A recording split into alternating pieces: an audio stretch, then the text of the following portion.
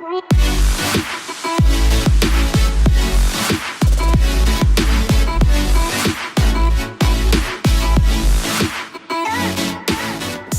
so hello everyone. My name is Julieta Sopeña, but it's hard to pronounce, so everybody calls me Juli, which is also hard to pronounce, maybe, but it's okay. You can call me Juli or Julie.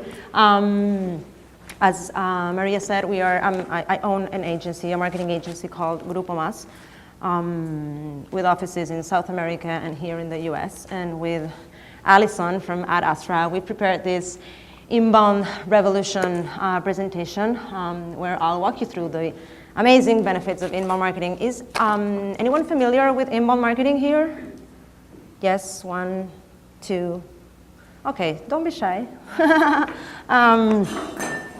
Okay, so first thing first.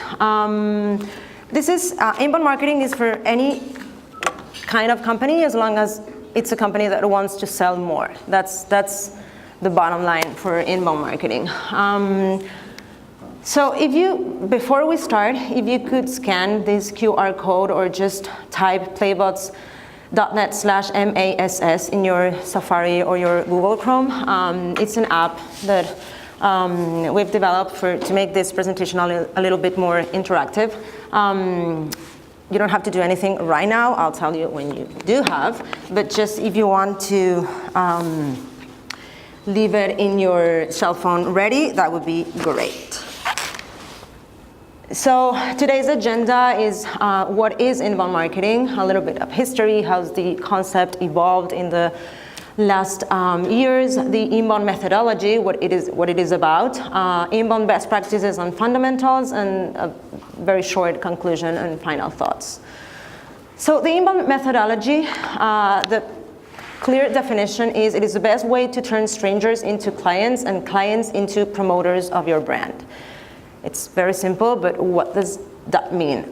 So we call it a marketing and business process. It's a strategic process where you create content, relevant content that is not interrupted for your audiences, content that is intended to attract and retain those audiences to your website in an organic way, through channels like blogs and search engines and social media, etc. The good thing about inbound marketing is that when done correctly, it helps you build a relationship with your audiences, and a relationship that leads to trust. And if they trust you, they'll be more willing to do business with you. It's all about getting more sales, right? So it is essential in today's world, and this is the most critical element in the inbound methodology. You don't look for clients look for you. I mean, they find you organically, and that's why in an inbound marketing company, sorry, I'm used to saying the word agency, in an inbound marketing company, we call those leads qualified leads, because when they found you, they are already interested in what you have to sell. So this is a very interesting concept that I usually repeat. The world has changed. I mean, we don't live, we don't buy, we don't do anything like a few decades ago, but for some reason, some companies still market themselves as if we were in the 90s. And as much as we love the 90s, I'm a 90s person, so I love that decade, but I mean, it's a different thing today. The traditional marketing model, the way we know it, is about to literally disappear. It's a broken model. I mean, 85% of the TV viewers don't watch TV ads. So what's the point of being there? Or 94% of email users eliminate email subscription, or 21% of mail stays unopened, etc., etc. I mean, the numbers are speaking for themselves. So a little history, how did the inbound marketing methodology came up? In 1996, Mr. Gates said content is the king, and it has become one of the most famous marketing quotes. And yes, he said it in 1996. I mean, Mark Zuckerberg was 12 years old at that time. So, I mean, he knew what he was talking about. And what he said this in an interview with a journalist, and what he meant was, and I quote, "Content is where I expect much of the real money will be made on the internet." he was clearly ahead of his time because at that time nobody knew what he was talking about. So in a few years later, Seth Godin introduced the concept of permission marketing, which was kind of the foundation for the inbound marketing methodology, which is a very sophisticated marketing methodology that was created by Brian Halligan, HubSpot CEO and founder. Today, even Michelle Obama talks about inbound marketing. It has become really mainstream. So, I mean, companies that are not implementing inbound strategies should seriously think about doing it today, starting today. Also, well, there's an inbound conference every year in Boston, Massachusetts, and it's really interesting. I suggest, I mean, if you can go, it's really interesting. Maybe because I'm a marketing nerd, but it really is. So the world is more and more inbound. HubSpot, every year they interview 6,000 marketers to develop what they call the State of Inbound report. So the nice thing about this report is that you get to understand how inbound marketing is evolving.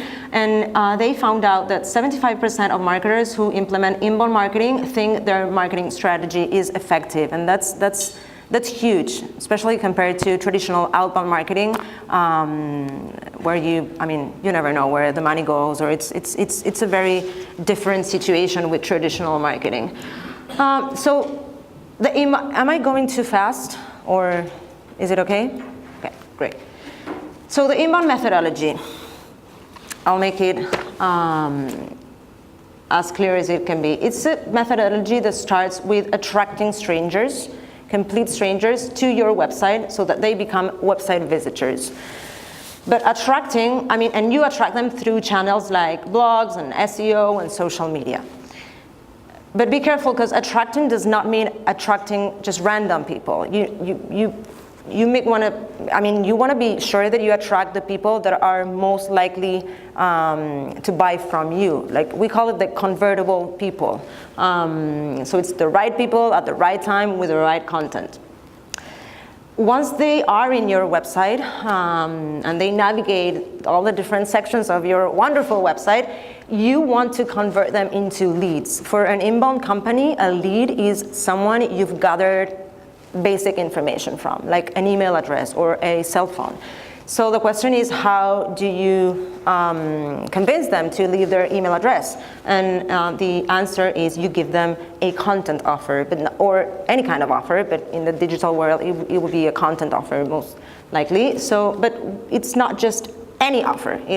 We love this quote from Don Corleone. At the beginning of the movie, he says, "I'm going to make him an offer he can't refuse," and that's very inbound, actually, because we want to make sure that our website visitors, cannot refuse our content offer. So once they became leads and they left their email address, we can stay in contact with them, and only then we can sell something to them. So that they become customers. And once they are customers, we have to make sure we continuously provide value to them so that they can become true promoters of the brand. People that really love our brand, people that promote our brand organically. This is the most important slide of the whole presentation. So after this slide, you can now just relax. So what's inbound and what is not inbound? Everything that is powered by creativity, like SEO or blogging or thought leadership or public relations, everything that is powered by our content, our organic content, that's inbound. Everything that is powered by money, everything that is paid, is outbound marketing. The interesting thing is that inbound marketing is responsible for 90% of the clicks on the internet, and that's data that we get from trustable sources. So, and outbound marketing is responsible for only 10% of the clicks on the internet. When I said that outbound marketing is powered by money, what we mean is that since outbound marketing is paid, is everything that is paid, the minute you stop paying, you stop getting those leads. Whereas in inbound marketing, when you create content on your own, that content can produce leads well into the future, forever, for years actually. So today we're going to focus on the first part of the methodology because otherwise it would be like a 10 hours workshop and I don't want to bore you. So we're going to focus on how to attract those strangers and turn them into visitors through blogging, social media, and SEO. So we have these 5 pillars, like the inbound fundamentals for the step 1, which is attracting, and I'll walk you through each one of these fundamentals. So first of all, use your buyer personas. We always say if you're one of those marketers who segment their potential customers based on assumption or speculation, chances are you haven't gone inbound just yet.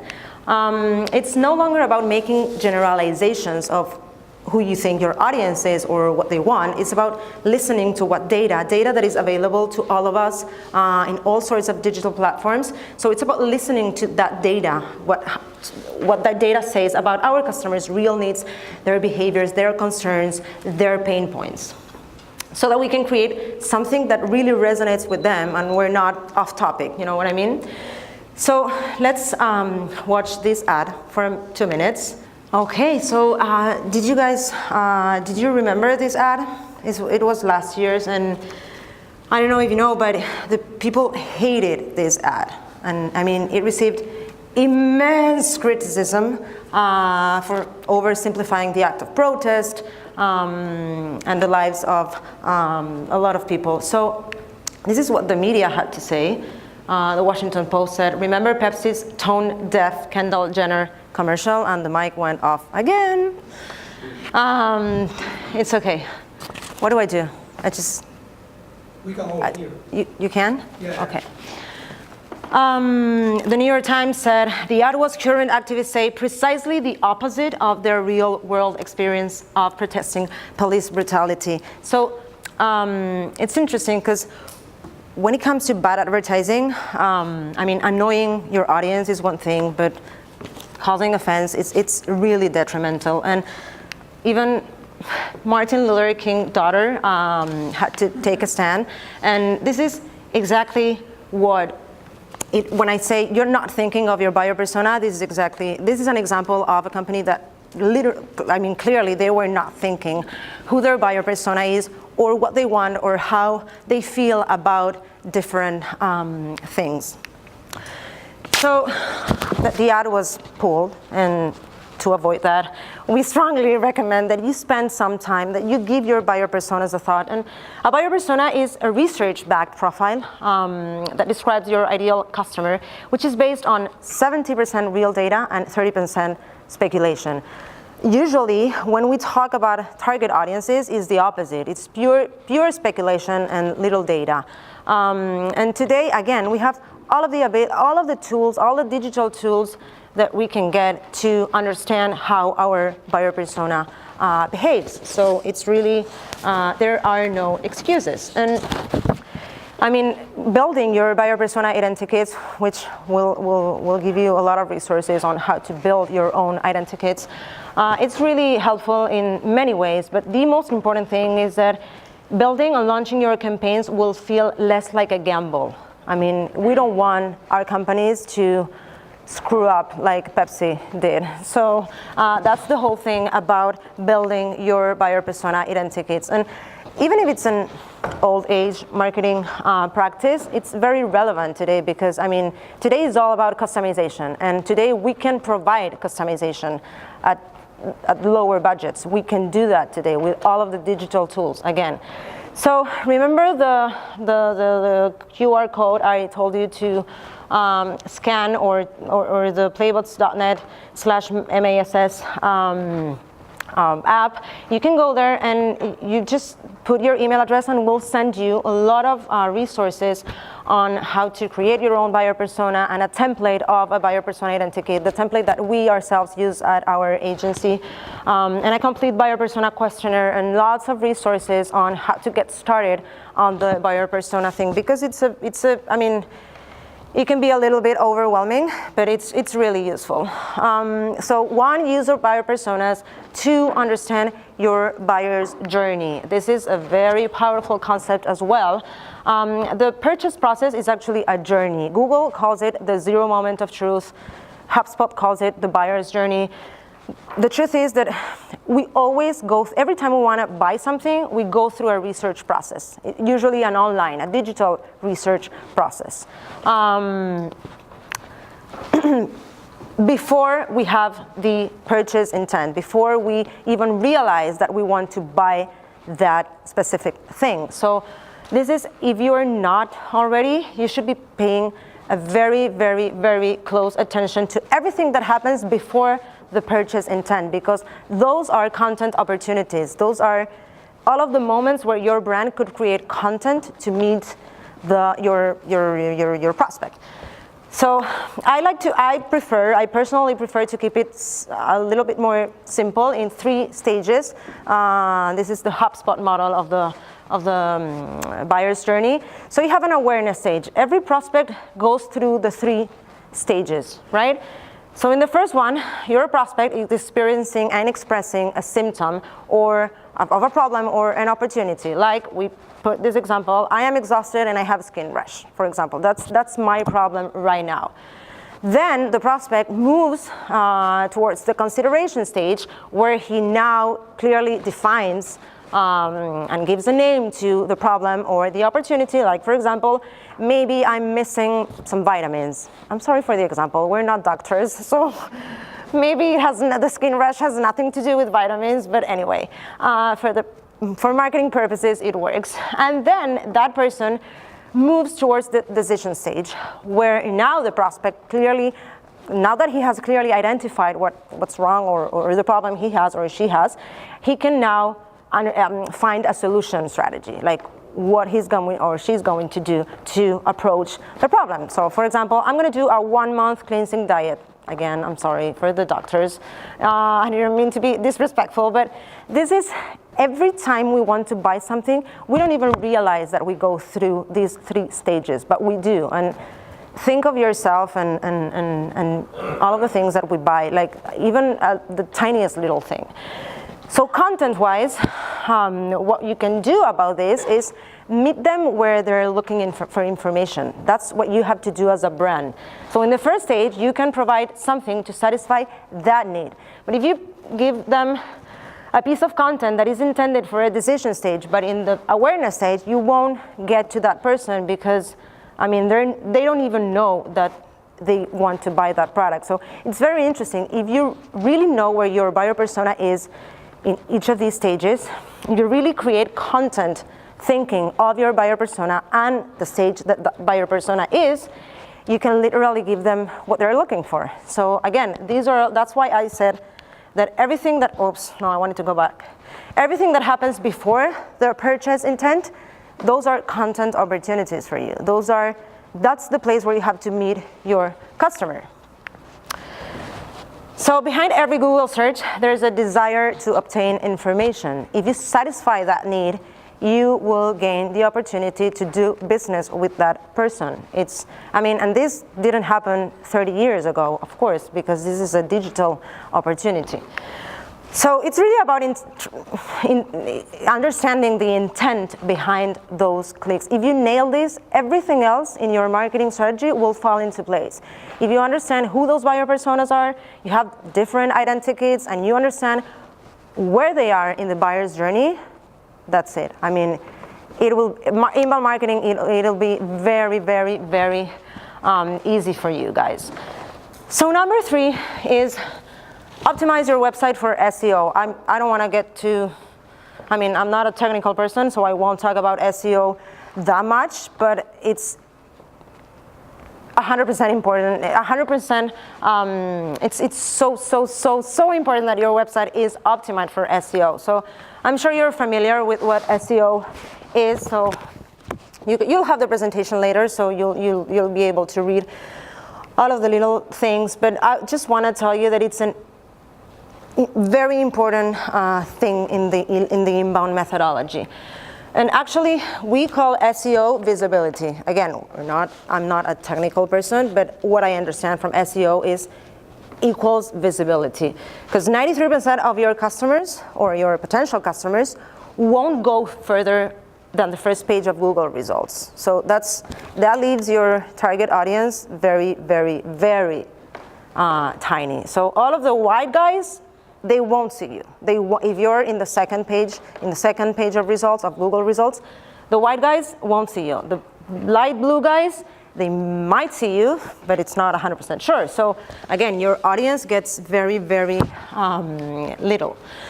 So this is interesting. How does Google rank your SEO? So 39% of your website authority is due to links for Google, right? To inbound links, so links that refer to your website. So it's very important that you do PR and all of those stuff, because it really helps you to get more authority for the eyes of Google, right? And another very important factor for SEO purposes is on-site keywords. I don't know if you guys do your keywords research and if you update your website content so that is continuously updated, up to date with keywords, but if you don't do it, you should start doing it today also. So you have to do a lot of things starting today. Keywords is basically the words typed into search engines, right?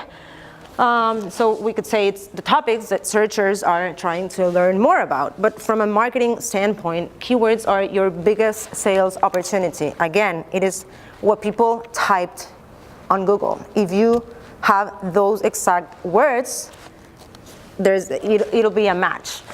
So keywords are important because, as I said, they are the linchpin between what people are searching for and the content that you should provide to satisfy that need.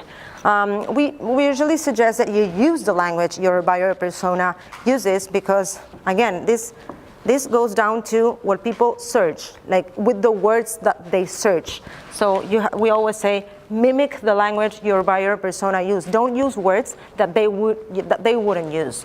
Don't get too technical because, well, if you're a B2B company and you are 100% sure that your buyer persona is a technical person, then of course. But if not, if you're a B2C company, don't get too technical and mimic the language they use. And guess what? Obviously, keywords vary depending on where those buyer personas are in the buyer's journey. So for the first stage, you should use problem-based keywords. It's not until the last stage, the decision stage, that you can use branded keywords, because until that point, that buyer persona does not know that she or he wants to buy what you sell. And in the middle, you should use solution-based keywords, just guidelines. And this is also something that you can download. We compiled 2 documents, HubSpot step-by-step guide to optimize your website in 1 month. It's really interesting because it tells you exactly what to do from day 1 until day 30, and it's very easily doable. And then we put together a short presentation on how to do keywords research, like what tools to use and how to really make the most out of keywords research and how to use those keywords for your content. Number 4, I'm going to drink a little bit of water, excuse me. Number 4, create content with a purpose. This is my favorite part. Why is content so important to inbound?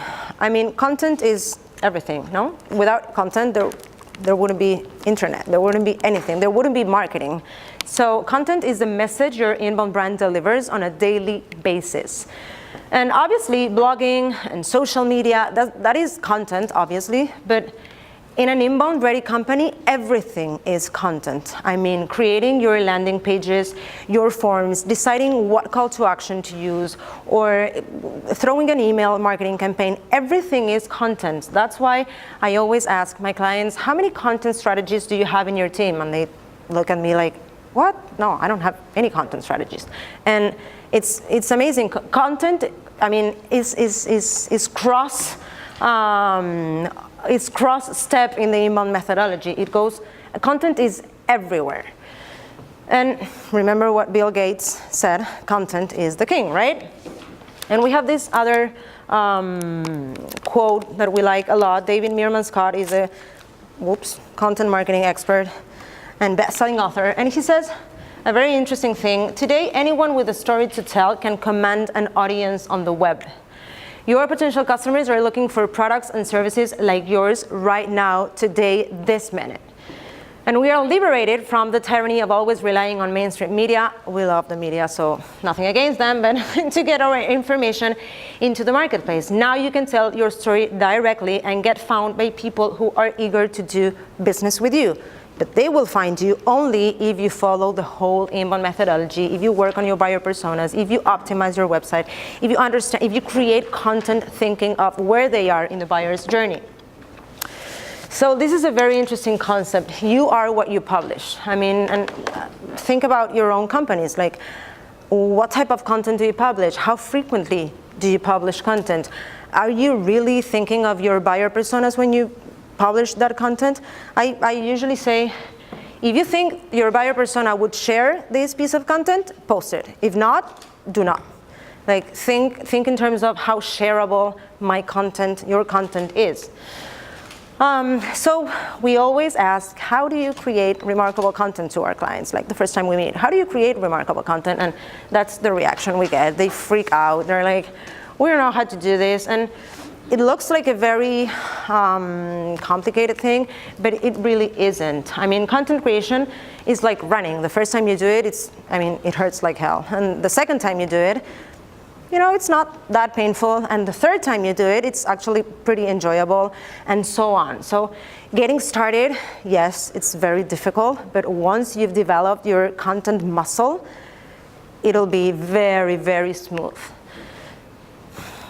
The best piece of advice that we can give you as a marketing agency is follow the content process. Every time you create a content piece, it needs to be well thought out. Well thought out means you need to plan for that content, you need to create that content, you need to distribute that content, and you need to analyze the performance of that content so that you can be able to, one, repeat what worked, or just get rid of what didn't work. This is it's a very simple process, and think about it. Every time, don't just create content for the sake of creating content. Many times you say, oh my God, I have to post something on my blog or my social media because I just have to, and that's the worst thing you can do, because that content won't go anywhere. You won't produce leads. You have to go through the whole process for every content piece. So remarkable content is defined by 3 variables: the purpose of the content piece, the format of that content piece, and the channel of distribution of that content piece. And obviously these 3 things have to do with planning, creating, and distributing your content, right? So the purpose of a content is either drive traffic, generate engagement, or generate conversion. That's it. Water break. There are no other purposes. I mean, obviously you may want to entertain or amuse or inspire, but those are emotional purposes. These are technical marketing purposes. Think of this every time you create a content. Is my piece intended to drive traffic or engagement or conversion? And you'll notice how you think differently.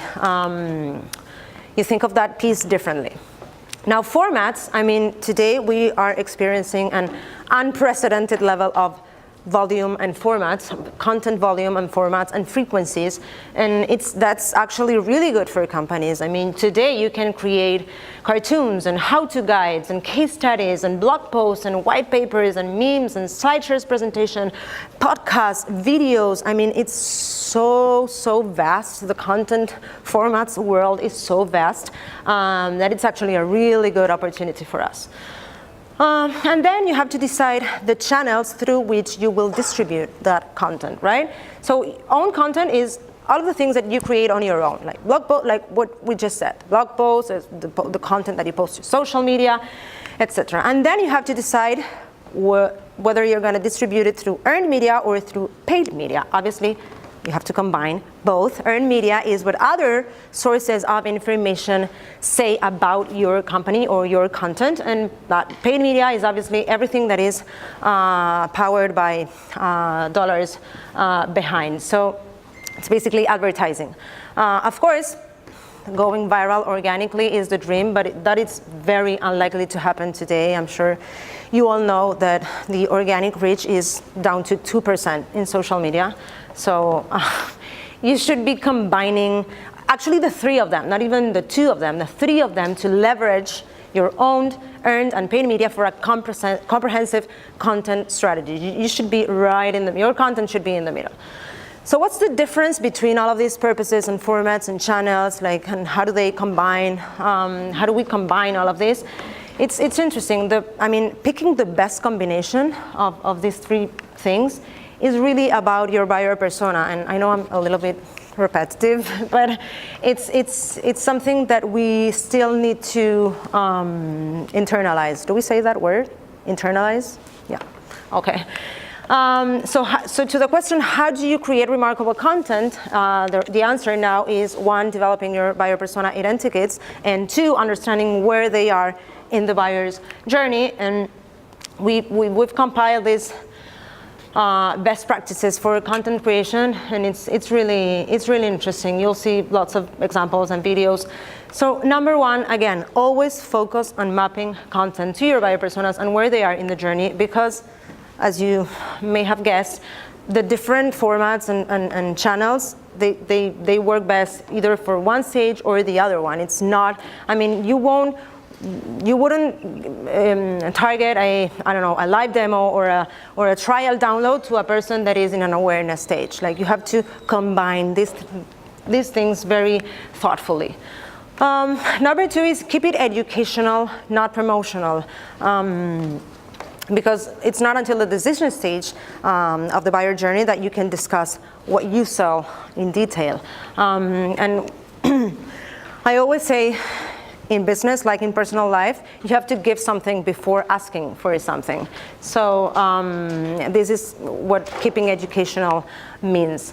Number 3, mobile first means create for mobile rather than any other platforms, like almost 100% of the time. Having a mobile first mentality is very easy these days, because obviously I'm sure you can relate to this image. It looks like we don't enjoy other people's company anymore, and we're always over there with the phone.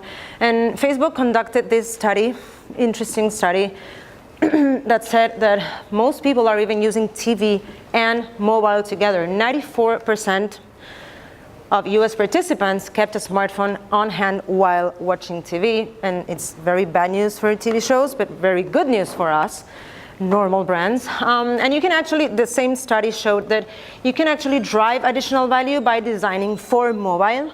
Mobile brought higher success rate in lifting brand awareness and message association, which is a lot.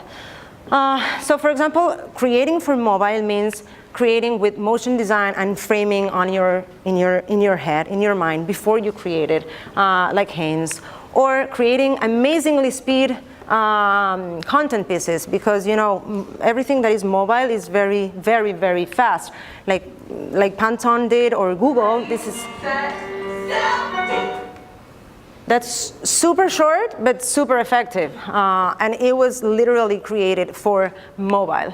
Or even the vertical format. You know how Instagram stories changed the way we conceive filming and everything. This is I don't know if you saw this ad, but this was the Instagram adaptation of the ad.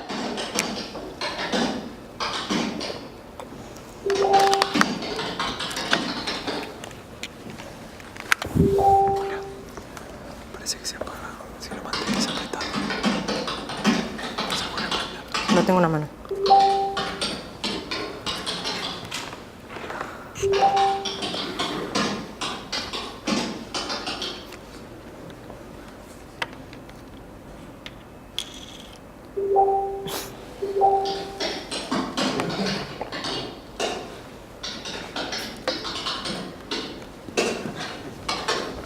Por ahí son las pilas.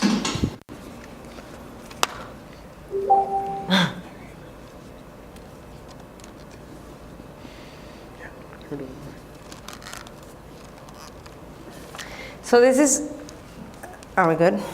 Just take it off for now.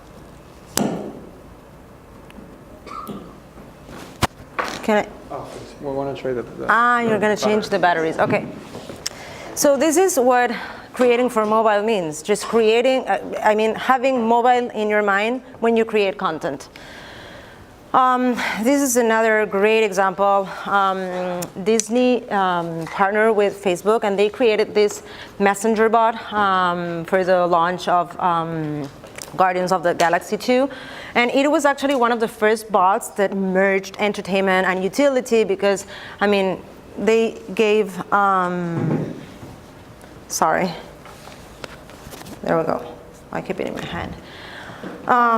So they gave participants the chance to customize a mixtape and then add some music and then share with friends. But also it was very, as I said, it was very interesting because they gave participants links to get tickets. So it was very, it was a marketing sales kind of thing, and it went super well. It got more than 3.9 million views. It was amazing. Obviously, we're talking about Disney. It's a huge company. They have huge budget, but it's just thinking of Facebook or anything that happens on mobile as your main promotional tool.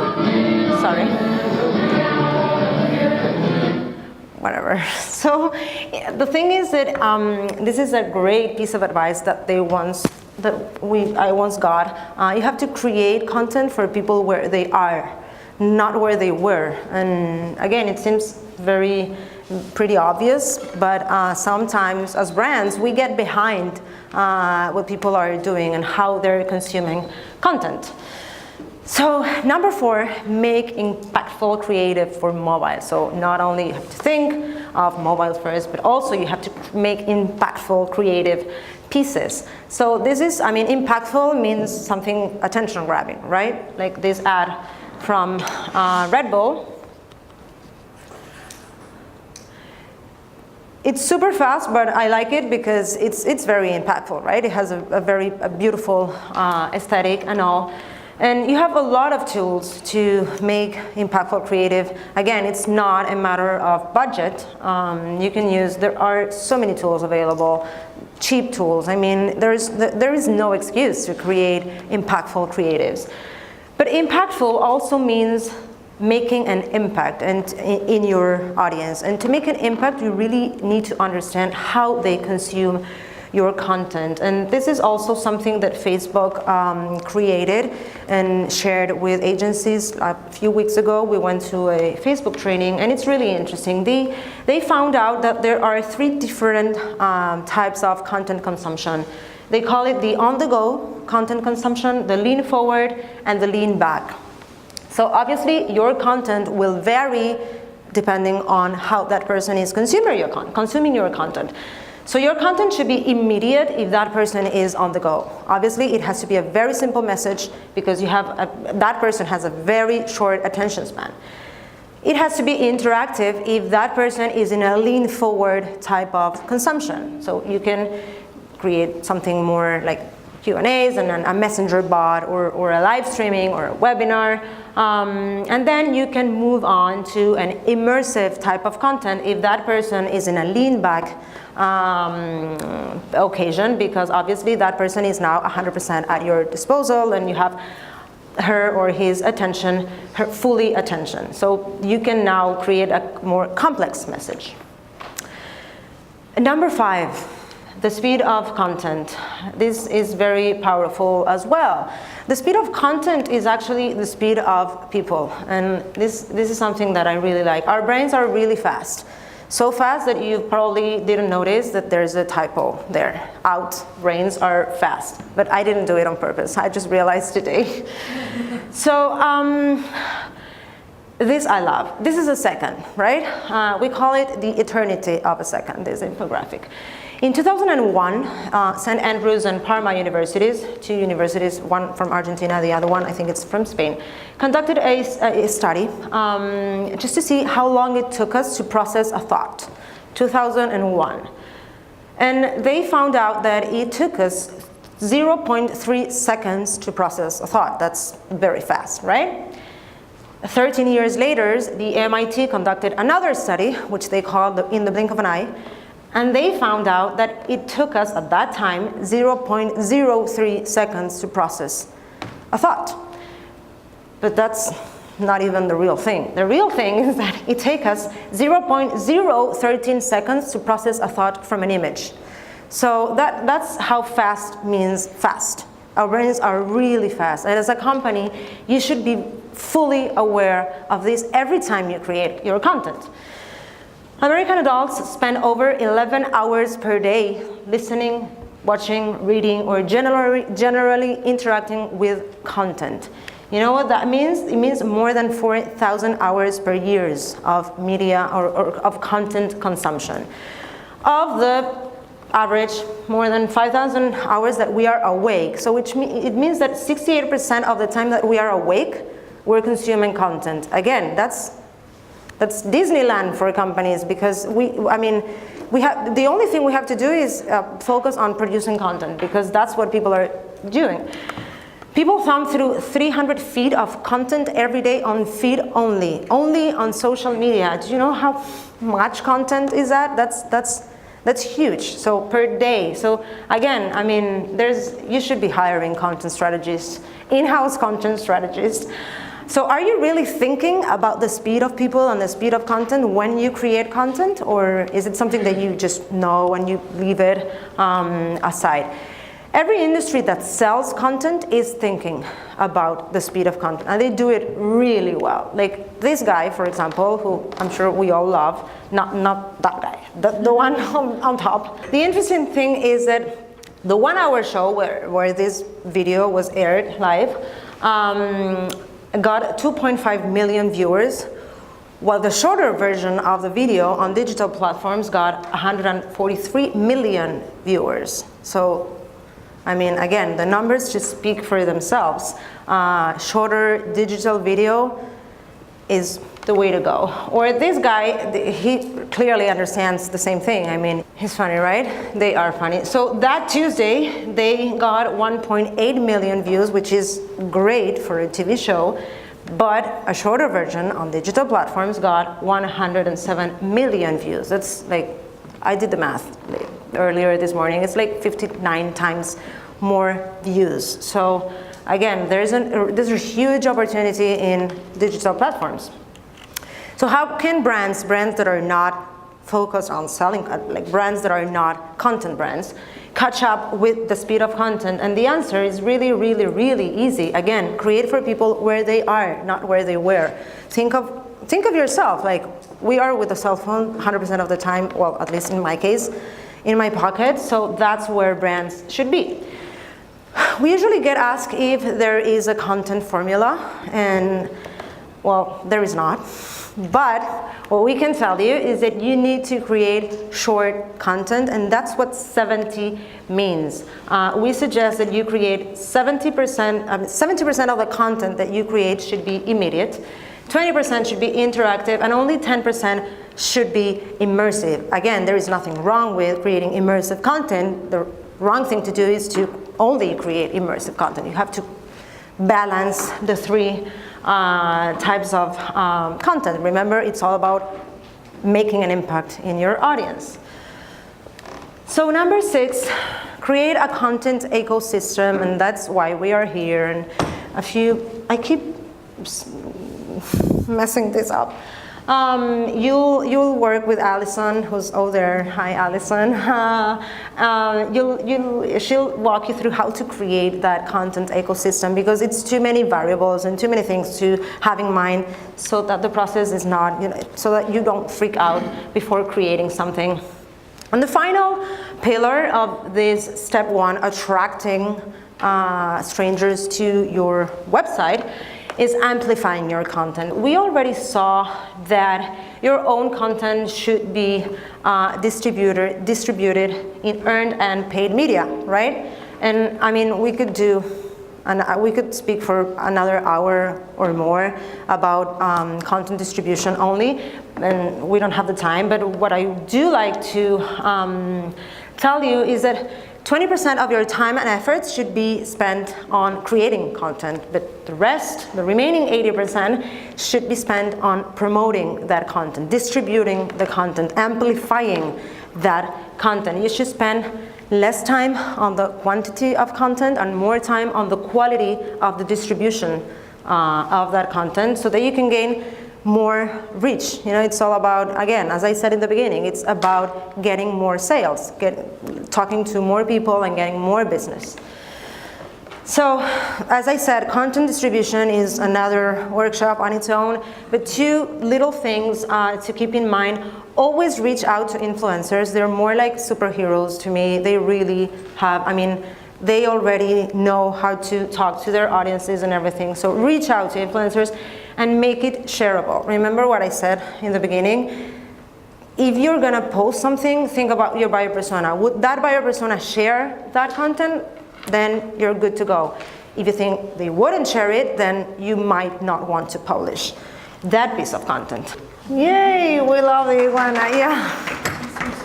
Every time we show this video, it gets the same reaction. Everyone's so excited about the iguana. This is a short version of a longer BBC documental that maybe you saw on Netflix. And again, we were talking about making your content shareable. And this piece of content was shared thousands of times in Facebook because, I mean, it was an engaging thing. I mean, obviously it was a super documentary, but make it shareable. Again, always think if your buyer persona would share that content. So a few final thoughts. It all starts with a search. This is our motto. Everything really starts with a search. There are 100 billion searches on Google only per month. And if you create content to satisfy those needs, those searches, you gain the opportunity to reach a lot of people, aka increase your sales dramatically.